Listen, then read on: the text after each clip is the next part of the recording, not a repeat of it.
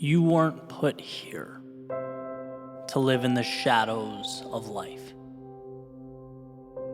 to exist beyond the sun's grasp, to stay on the outside, looking in. No, you weren't put here to live in the shadows of life. It's important to remember the difference between now and forever, the distinction between today and tomorrow, because from time to time they look deceptively similar. Especially when we inevitably find ourselves in the darkest of times. When despite our best efforts, our world is reduced to shadows, void of hope. When tomorrow and today have merged into one endless entity, it always seems to be in these times that we forget that right now is just a moment, not an assigned permanence, but a bridge to something great. As Viktor Frankl says, if there is meaning in life at all, then there must be meaning in suffering. We all suffer, we all hurt, we all go through periods of time where we can't see or hear or feel anything beyond the darkness we find ourselves in, but it's there. Darkness cannot be defined without light.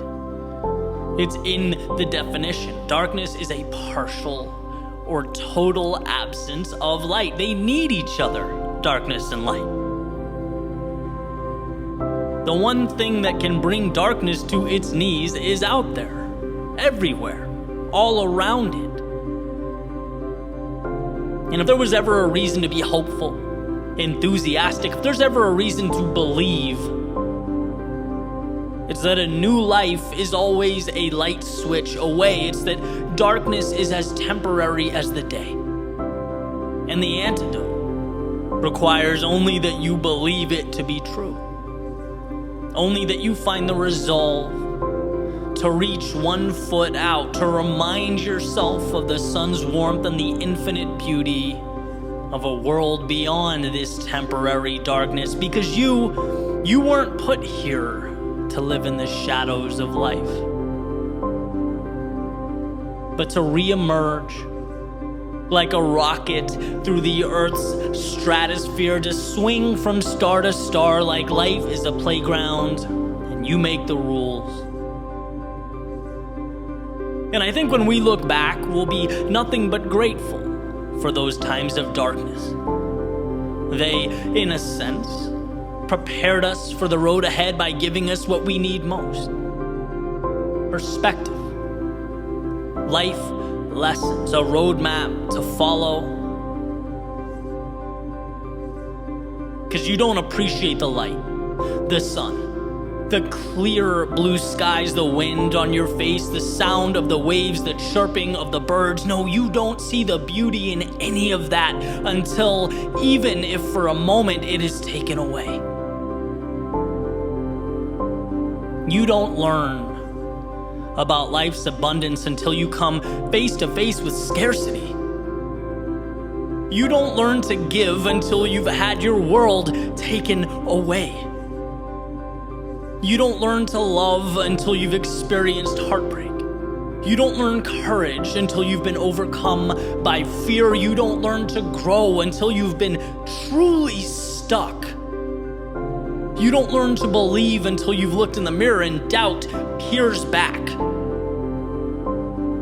You don't know who you are until you learn what you're not. See, everyone finds themselves having wandered into the dark, sometimes of their own volition, sometimes of fate.